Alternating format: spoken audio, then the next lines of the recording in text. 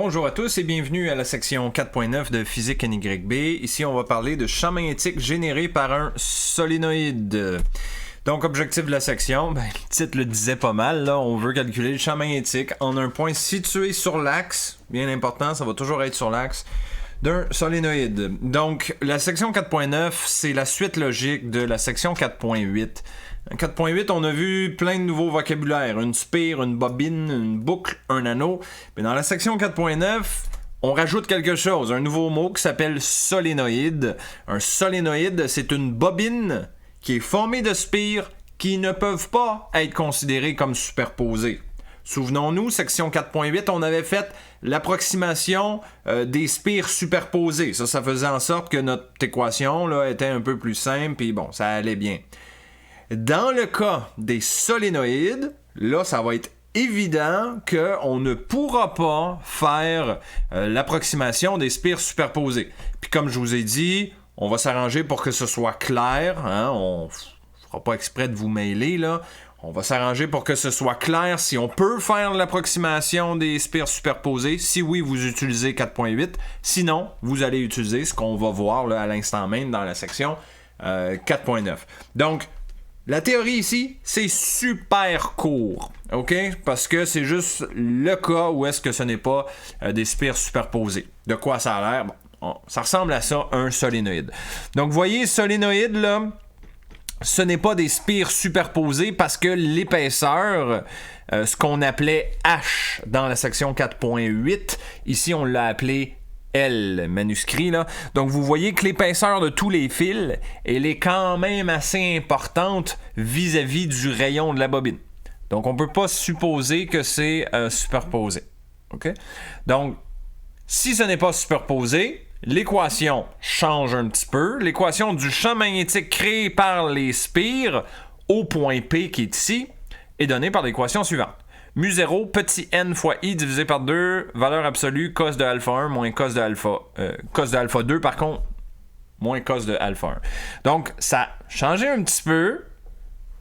Ça a quand même l'air un peu plus compliqué, mais vous allez voir, là, on va se pratiquer à le faire, mais finalement, c'est pas... c'est juste un cas supplémentaire. Okay? Petit n, par contre, faites attention, ce n'est pas la même chose que n majuscule. Petit n, c'est grand N divisé par L. Grand N, c'est le nombre de tours total du solénoïde. On l'a vu à la section précédente. Section 4.8, grand N, c'était le nombre de spires. L manuscrit, dans le fond, c'est l'épaisseur des fils. Là. L'épaisseur du solénoïde, pardon. Là. Dans le livre, on l'appelle la longueur du solénoïde, mais je trouve que ça peut porter à confusion parce qu'on pourrait penser que c'est la longueur de tout le fil. Non, dans le fond, c'est juste l'épaisseur du solénoïde. Vous la voyez ici bien là, sur l'image. Okay. Donc ça, c'est l'équation qu'on veut utiliser. C'est quoi les angles alpha 1 et alpha 2? Vous les avez aussi ici sur le schéma. Okay, si on regarde le point P, l'angle alpha 1, c'est l'angle qui est sous-tendu entre l'axe du solénoïde, le pointillé qui passe en plein centre, et le début ici du solénoïde. Alpha 2, c'est la même chose, c'est entre l'axe et la fin du solénoïde, ou du moins l'autre extrémité du solénoïde. OK? Puis là, je vous le dis tout de suite, le alpha 1 et le alpha 2, ici, on aurait pu les interchanger. On aurait pu appeler celui-là alpha 1 et celui-là alpha 2. Ça aurait-tu changé quelque chose? Non, absolument pas. Parce que si dans l'équation ici, vous décidez d'interchanger alpha 2 et alpha 1, ça va juste changer le résultat. Ça va juste changer le signe de l'opération ici. Mais étant donné que cos moins cos est entre valeur absolue, mais que votre signe soit positif ou négatif, on s'en fout, ça va toujours donner la même chose. À cause de la valeur absolue. Si vous ne me croyez pas, essayez-le. Prenez deux angles totalement random. Pluguez ça dans alpha 2, alpha 1, calculez ce que ça donne. Ensuite, faites le même calcul en interchangeant alpha 1 et alpha 2. Vous allez voir, votre résultat, après la valeur absolue, c'est la même chose. Donc, pour cette raison-là, alpha 2 et alpha 1, ici, on aurait pu les interchanger, là, puis vraiment, c'est pas grave. Là. OK? Bon. Ensuite, pour ce qui est de la direction du champ magnétique, ben là, on peut utiliser encore une fois la règle à main droite qu'on avait vue à la section 4.8. C'est-à-dire d'enrouler les doigts dans le sens du courant. Et ça, pour faire ça, ben, il faut bien attentivement regarder le schéma qu'on a ici. Voyez-vous, la pile ici fournit du courant dans le bout de fil en bas vers la droite. Donc, ça veut dire que quand le courant va rentrer dans le solénoïde, il va tourner comme ça. Là. Il va tourner, finalement, là c'est une vue en 3 dimensions qu'il faut s'imaginer. Là. Il va tourner en sens anti-horaire. Donc, si on enroule les doigts comme l'enroulement des fils qu'on voit ici, on enroule les doigts, dans le fond, comme ceci, hein, c'est ça qu'on voit sur le schéma. Le courant, il va passer d'en bas, puis il va enrouler comme ça autour des fils. Vous voyez que le pouce pointe vers la droite. Donc, ça veut dire qu'au point P, le champ magnétique va pointer vers la droite. OK? Bon. Là, ça se peut que le point P, par contre, ça se peut qu'il soit à droite du solénoïde, ça se peut qu'il soit à gauche du solénoïde, auquel cas, vous voyez, on prend les angles alpha 1 et alpha 2, et encore une fois, on peut les interchanger, ça n'a pas d'importance, mais le point P pourrait aussi être en plein dans le centre du solénoïde. OK? Donc, vous voyez, on prend alpha 1 comme ça, et alpha 2 comme ça. Et encore une fois, j'aurais pu interchanger alpha 2 et alpha 1, ça n'aurait rien changé. Mais ce qui est important de voir ici, c'est que les angles alpha 1 et alpha 2 sont toujours pris par rapport du même côté de l'axe. Il faut que votre référence soit la même chose. Donc ça, ce que ça veut dire, c'est que, regardez ici par exemple, alpha 1 et alpha 2 sont pris par rapport à l'horizontale à gauche du point P. Ça serait une erreur de prendre un alpha 1, mettons, comme ça ici, par rapport à l'axe à droite de P, puis alpha 2 de le prendre ici par rapport à la gauche de P. Ça serait une erreur.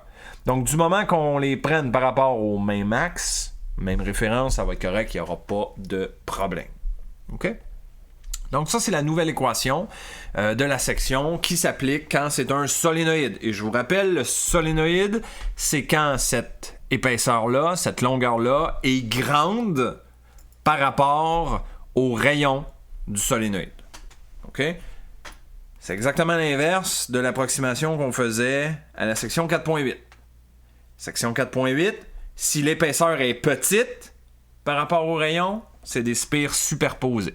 Donc, on utilise l'équation 4.8. Si on ne peut pas, on utilise l'équation 4.9 que vous avez ici. Et encore une fois, j'insiste, on va vous le dire, on va s'arranger pour que ce soit évident, solénoïde ou pas solénoïde. OK?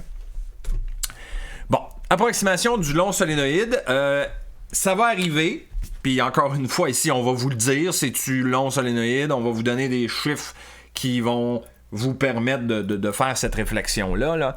Donc, ici, on dit, considérons un point P sur l'axe central du solénoïde. Mais là, on a exagéré un peu le dessin. Là. Supposons que la longueur du solénoïde est très grande par rapport à son rayon. Quand on dit longueur très grande, on pourrait essentiellement comprendre un solénoïde quasi infini. Là. OK? Donc, vous voyez ici, la longueur du solénoïde est beaucoup plus grande que le rayon du solénoïde. Quand on fait ça, ben, vous remarquerez que plus le solénoïde est long, plus le alpha 2 tend vers 0 et plus le alpha 1 tend vers 180. Si vous ne me croyez pas, faites 2 dessins puis allongez votre solénoïde à chaque fois. Vous allez voir que plus le solénoïde est grand, plus le alpha 2 tend vers 0, plus le alpha 1 tend vers 180. Donc, si on suppose le solénoïde infini, ben là, c'est exactement le cas où alpha 2 vaut 0 et alpha 1 vaut 180. Donc, si on fait le calcul ici, cos de 0, c'est 1, moins 1, parce que cos de 180, ça donne moins 1.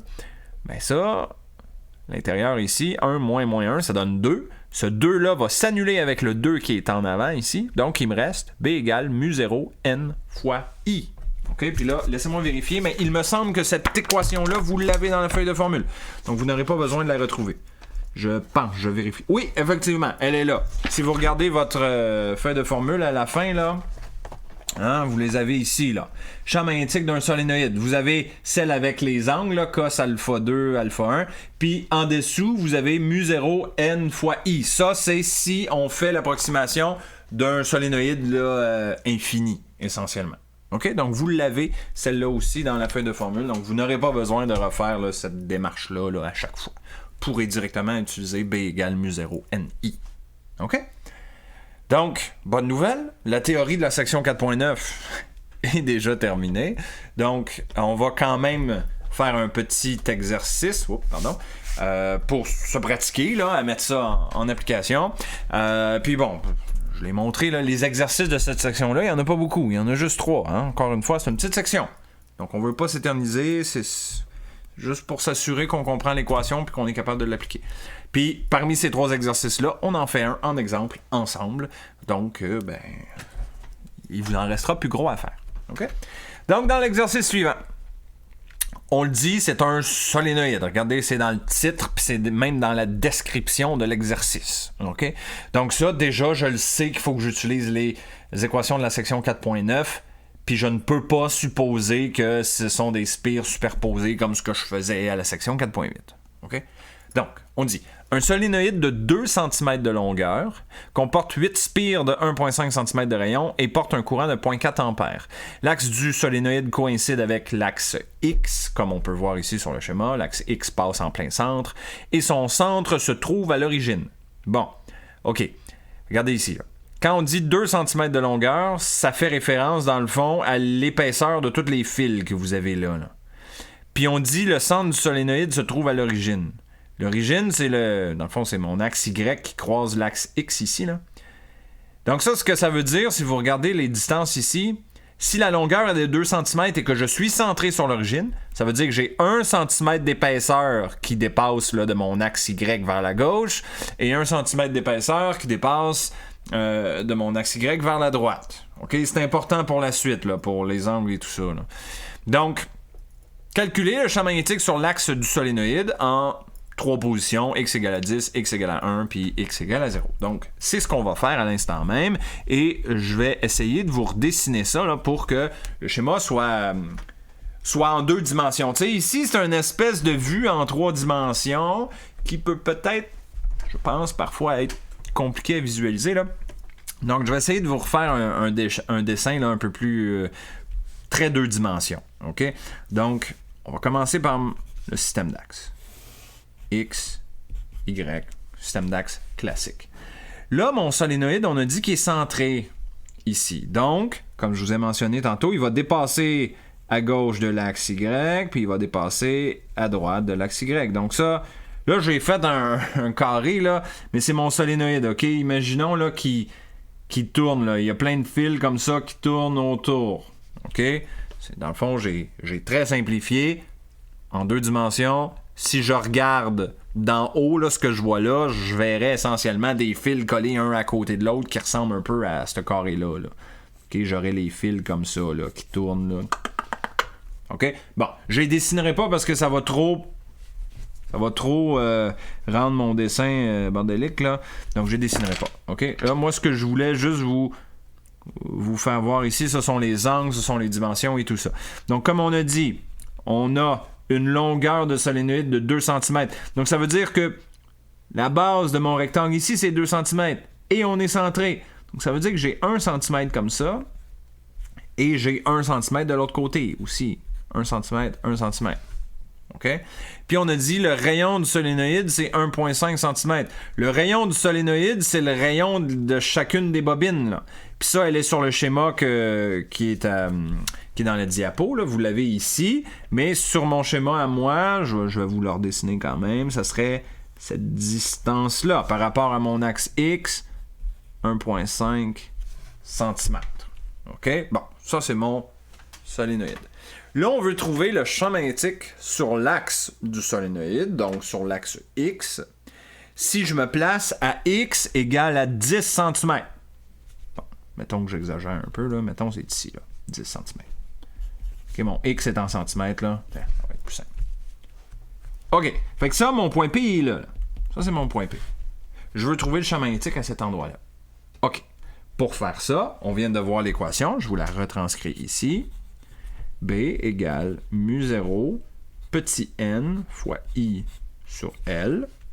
Valeur absolue, cos de alpha 2 moins cos de alpha 1, valeur absolue. OK? Bon. Donc là, je vais dessiner les angles, alpha 2 et alpha 1, pour qu'on puisse venir les définir. OK? Donc là, j'ai pas de règle à côté de moi. Ça aurait été pratique. Bon, enfin, on va se forcer à faire à main levée. Donc, mon axe qui passe dans le centre, c'est mon système de référence. Ça, là, ce bout-là, là, c'est mon axe de référence. Donc, mes angles alpha vont être donnés par rapport à cet axe-là, à gauche de mon point P. OK? Fait que j'ai besoin d'un angle qui s'en va jusqu'au début de mon solénoïde. Ça, on peut appeler ça comme vous voulez, alpha 1 ou alpha 2. Mettons, je l'appelle alpha 1. Ça n'a pas d'importance parce qu'ici, on peut les interchanger puis la valeur absolue va faire que ça donne toujours la même chose. Donc ça, c'est mon alpha 1. Et mon alpha 2, même chose. Mais là, il faut que je parte de l'autre extrémité de mon solénoïde. Donc, il faut que je parte de là pour venir relier mon point P ici. Là. OK, donc je vais essayer. Encore une fois, main levée. C'est pas toujours facile, mais bon. Voilà. Donc, vous avez alpha 2 ici. Donc, déjà, juste en un coup d'œil, là, selon ce que j'ai choisi ici, mon alpha 2 va être plus petit que alpha 1. Puis, il faudra calculer chacun de ces alphas-là. OK? Donc là, pour faire ça, on va utiliser de la trigonométrie de triangle. OK? Commençons par alpha 1. Je vais redessiner ici, là, alpha 1, là, mettons, là. Mon triangle, c'est ça, dans le fond. OK? Mon alpha 1, il est là. Donc là, c'est pour ça que je voulais faire un dessin. Là. Puis je vous invite à toujours faire un dessin dans ces cas-là parce que les dimensions, des fois, on peut se planter. Regardez mon alpha 1. Là. Le alpha 1, là, c'est mon triangle. Je vais cacher mon solénoïde. Là. Mon alpha 1, c'est ce triangle-là ici. Là. Triangle qui a une hauteur égale au rayon, c'est-à-dire 1,5 cm, et une base. Mais la base, c'est quoi sa dimension? Ben, ça va être 10 cm moins 1. Assurez-vous de le voir, ça. Parce que mon point P est à la position x égale à 10, puis mon origine est ici, là. Donc, je sais que cette distance-là, c'est 10 cm, mais mon triangle, vous voyez, c'est comme si je dois enlever ce 1 cm là. Parce que mon triangle pour alpha 1, c'est le triangle qui est là. Donc, la distance, dans le fond, la base de mon triangle, c'est 10 moins le 1 qui est là. Donc, c'est 9 cm. OK? Puis c'est pour ça, là, c'est facile de se planter si on ne fait pas le schéma. Là. OK? 9 cm, c'est la base. Et la hauteur de mon triangle, ben, on avait dit, c'est le rayon de mon solénoïde, c'est 1,5 cm. OK? Bon, un coup qu'on a compris ça, je veux dire, le reste du problème, ça va bien, là. Mais, tu sais, il faut quand même ne pas se planter quand on le fait. Ensuite, ben, tangente de alpha 1, c'est opposé sur adjacent. Donc 1,5 sur 9. Puis on fait le calcul, ça nous donne un alpha 1 qui vaut 9,46 degrés. Voilà. OK? Bon. Sensiblement la même chose pour alpha 2. Mais alpha 2, là, si vous regardez mon schéma, mon alpha 2, c'est un triangle qui a une plus grande base. Hein, parce que la hauteur de mon triangle alpha 2, c'est encore la même hauteur. Mais la base, ben là, c'est tout ça. C'est une grande base. Donc, la base de alpha 2, ça va être mon 10 cm plus le 1 cm qui dépasse du côté gauche. Là. Donc, vous voyez, base, c'est tout ça. Donc, 10 plus 1. Fait que si je fais mon triangle pour alpha 2, ça ressemble à peu près à ça. Là, la base, c'est 11 cm. La hauteur, c'est encore 1,5 cm. Donc, rendu là, tangente de alpha 2 est égal à opposé sur adjacent. Donc, 1,5 sur adjacent, c'est 11 cm. On isole le alpha 2 là-dedans. Ça nous donne 7,77 degrés. Ça fait-tu du sens que alpha 2 soit plus petit que alpha 1? Ben oui, parce que quand on regarde le schéma, ben visuellement, on le voit bien, alpha 2 est plus petit que alpha 1. OK? Là, le plus dur est fait. N'oublions pas aussi, je vais vous l'écrire ici, là, le petit n, c'est pas le nombre de tours directement, n'oublions pas. Petit n, c'est le nombre de tours total divisé par l'épaisseur de mes fils. Là. OK? Oups. Bon. Petit n est égal à grand N sur L. OK? Bon. Sachant ça, ben là, je peux venir tout remplir dans mon équation. J'ai tout ce qu'il faut. B est égal à mu0, c'est la constante magnétique, 4pi 10 moins 7 fois petit n. Bon, petit n, c'est grand N sur L. Grand N, c'est le nombre de tours. On me dit dans l'énoncé 8 spires. Donc, j'ai 8 tours divisé par L. L, c'est l'épaisseur totale de mon solénoïde, donc c'est cette distance-là, c'est 2 cm. Qu'on met en mètres, c'est 0.02. OK? Fois le courant I est donné dans l'énoncé, ça vaut 0.4, divisé par... Attends, là, je me suis planté dans mon équation de base, moi, là?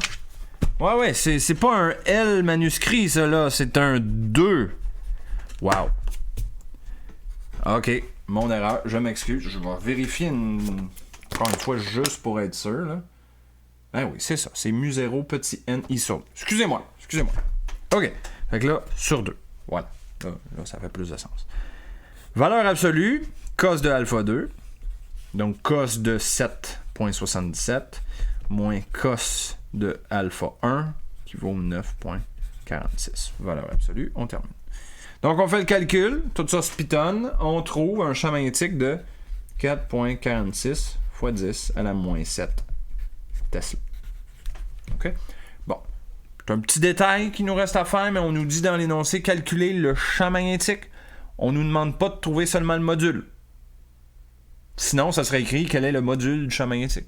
Donc, on nous demande le champ magnétique. Ça veut dire trouver le module et la direction. La direction, pour ça, on va utiliser la règle à main droite. Et pour faire ça, il faut regarder le schéma. Il faut regarder le courant circule dans quel sens. OK? Donc là, regardez, le courant sort de la pile en bas, s'en va vers la droite. Ensuite, ça monte dans le fil ici. Puis ça va tourner là, de cette façon-là à l'intérieur de mon solénoïde. Donc là, on fait la règle à main droite. Mon solénoïde est là. On dit que le bout de fil, il arrive ici à droite, puis il va monter. Là, si vous n'aimez pas mon schéma, faites-le avec le schéma de l'énoncé. Mais le bout de fil rentre ici, puis il va tourner comme ça. Là. Donc, le pouce pointe par où? Vers la droite. Ça pointe en X positif, donc ça pointe en I positif. Donc, mon vecteur champ magnétique, 4.46, 10-7, I Tesla. Voilà. OK? Donc là, je comprends que mon schéma est très simple, là, mais règle à main droite, comme ça, c'est exactement cette règle à main droite-là qu'il faut appliquer sur ce schéma-là, là, que vous voyez. Ici, c'est plus clair. Vous êtes capable de voir comment le fil est enroulé, là, mais vous devriez arriver avec un pouce qui pointe là, vers les X positifs. Là, un schéma ou l'autre. OK? Bon. On arrive au B. En X égale à 1 cm. Donc, en X égale à 1 cm, on est directement à l'embouchure du solénoïde. OK? Donc, ça, ce que ça veut dire. Je ne referai pas tout mon schéma au complet. Je vais juste faire là, l'important. Là. Mon solénoïde, c'est mon rectangle, comme ça. Là, je suis à X égale à 1. Bon, mon axe Y. Bon, disons, je refais mon système d'axe. Là. Ça, c'est mon origine, dans le centre. À X égale à 1, je suis exactement ici. Mon point P est à l'embouchure. OK? Donc ça veut dire deux choses. Ça veut dire que mon premier angle, alpha 1, comme j'ai fait ici, là, mais mon alpha 1, c'est 90, parce que je suis vis-à-vis. Là. Fait que quand je vais relier le début de mon solénoïde avec mon point P, alpha 1 va être 90, et mon alpha 2, c'est celui-là ici. Je vais le dessiner là. Voilà. Alpha 2. Donc, c'est ça qui change. C'est les angles qui changent, parce que le reste, c'est pareil. Là. On va réutiliser la même équation, mu0, n, i sur 2. Ça, il n'y a rien de ça qui change. Donc, on réutilise, là, même chose. Pareil. Il faut juste recalculer les angles. Bon, je pense que c'est clair ici que alpha 1 vaut 90 degrés. Je n'ai même pas besoin de le calculer. Là. De toute façon, il n'y aurait pas de calcul à faire. Là, C'est directement 90 par géométrie.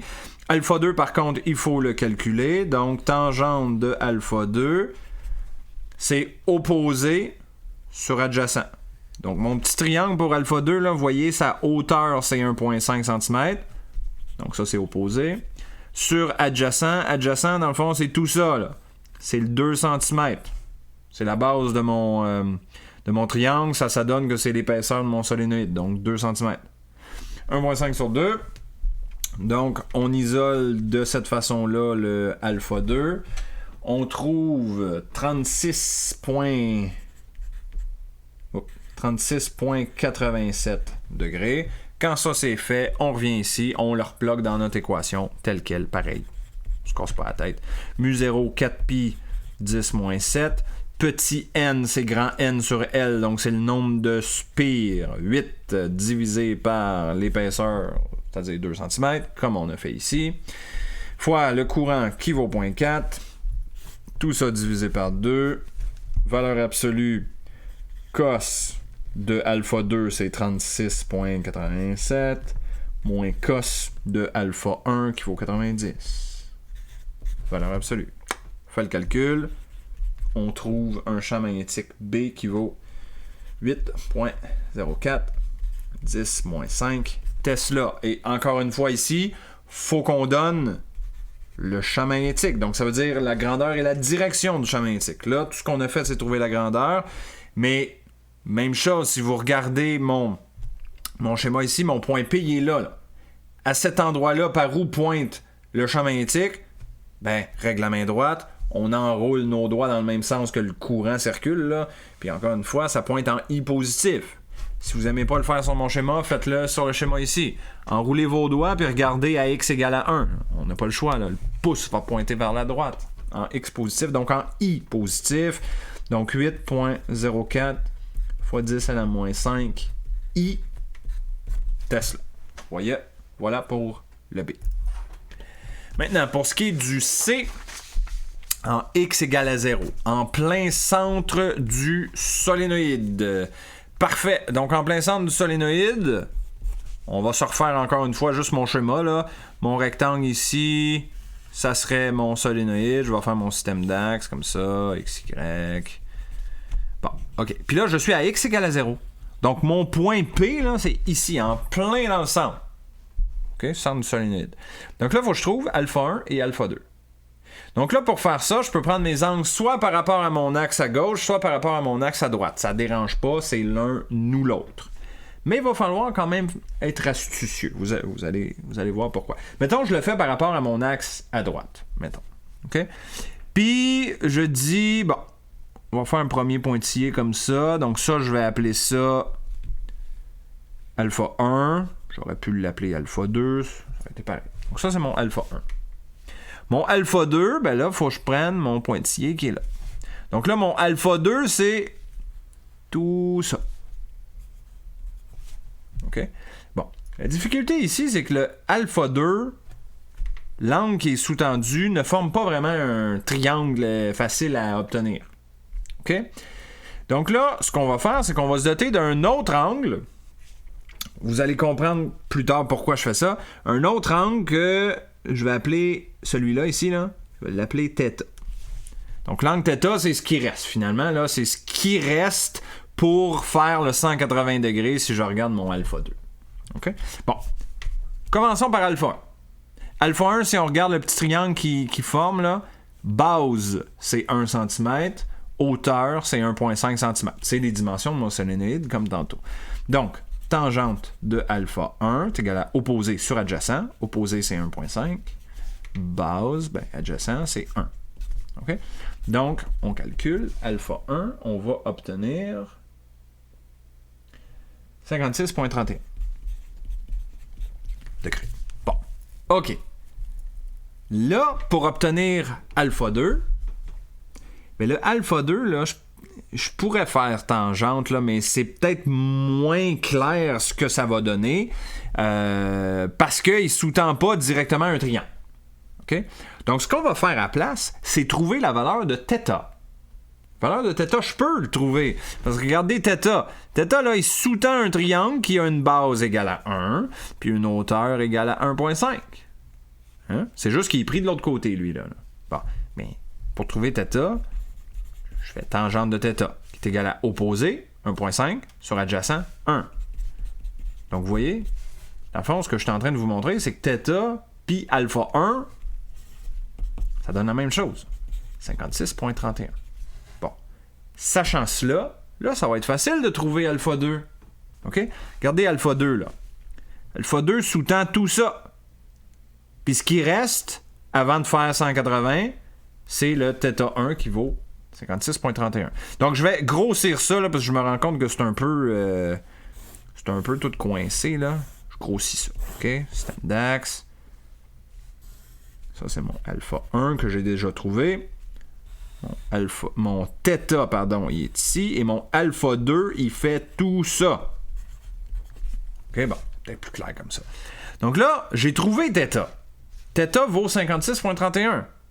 Mais voyez-vous qu'un demi-tour complet, c'est 180 degrés. Donc, si je prends 180 degrés et que j'enlève le θ qui est là, qui vaut 56,31, ben, ce qui va rester, c'est mon alpha 2. Donc, c'est comme ça que je trouve alpha 2. Alpha 2 égale à 180 degrés moins le θ. Donc, 180 moins 56,31 degrés, ça me donne mon alpha 2 qui vaut 123,69 degrés. OK? Je pense ici que c'était quand même la façon la plus directe de l'obtenir. Ouais, je commencerai pas à vous expliquer le pourquoi puis faire tous les cas là. Ça serait trop compliqué. Je pense que ici c'est la façon là, vraiment la plus simple de le faire. Là. OK? Bon. Quand on a ça, ben là on revient à notre équation. Puis l'équation qu'on avait ici là, celle-là. OK, avec les angles alpha 1, alpha 2. Pas plus compliqué que ça. Donc, champ magnétique B égale mu 0, c'est constante, 4pi fois 10 à la moins 7, fois petit n qui n'a pas changé, c'est le nombre de tours, 8 divisé par la largeur du solénoïde, 0.02. Tout ça divisé par 2. Oh, ah oui, j'ai oublié le courant ici, là, fois 0.4. Mu 0, petit n fois le courant divisé par 2. C'est ça que j'ai. Valeur absolue de cos de alpha 2, donc cos de 123,69 moins cos de alpha 1. Je manque de place sur ma feuille. Cos de 56,31. Ferme la valeur absolue. On pitonne ça. Ça nous donne 1,12 fois 10 à la moins 4 Tesla. Et encore une fois, on veut pas juste la grandeur, on veut aussi la direction. Donc là, ben là, c'est la même chose. Là. Je veux dire, on est dans le solénoïde, mais c'est encore la même chose. On va faire notre règle à main droite comme ça. Ça donne un champ magnétique qui pointe en I positif. Donc 1.12, 10, moins 4 en I Tesla. Voilà. Petite chose rapide avant qu'on se laisse. On peut comprendre de l'exercice qu'on vient de faire que plus mon point P est dans le centre du solénoïde, plus le champ magnétique va être fort. Oui, ça fait du sens. On est plus proche des fils. Hein, regardez, on a calculé le champ magnétique total à 3 distances. À x égale à 10, à x égale à 1, puis à x égale à 0. Et à chaque fois qu'on obtenait une réponse, on obtenait un résultat un peu plus grand à chaque fois. 4 fois 10 moins 7, c'est plus petit que 8 fois 10 moins 5, qui lui-même est plus petit que 1.12 10 moins 4. Okay? Donc, plus je suis proche du centre du solénoïde, plus mon champ magnétique va être grand. Okay? Une petite vérification qu'on peut faire là, comme ça rapidement. Mais voilà, on a vu pas mal là, les trois situations là, classiques où est-ce que je suis à une distance X là, différente. Seule chose qu'on n'a pas pratiqué en exercice encore, c'est l'approximation du long solénoïde. Je pense qu'il y en a un dans les trois exercices. Dans tous les cas, vous utilisez l'équation simplifiée là, qui est là, mu 0 NI, mais je veux dire, c'est encore plus simple là, quand on peut faire l'approximation du long solénoïde. OK? Donc, 3 exercices à faire. Vous en avez déjà un de fait. Donc, je pense que ça fait le tour assez bien là, pour une petite section comme la section 4.9. Prochaine section qu'on va faire ensemble, ce sera 4.11. La 4.10, on ne la faisait pas de toute façon. On ne la rajoute pas non plus. Donc, portez-vous bien. On se reverra pour la section 4.11.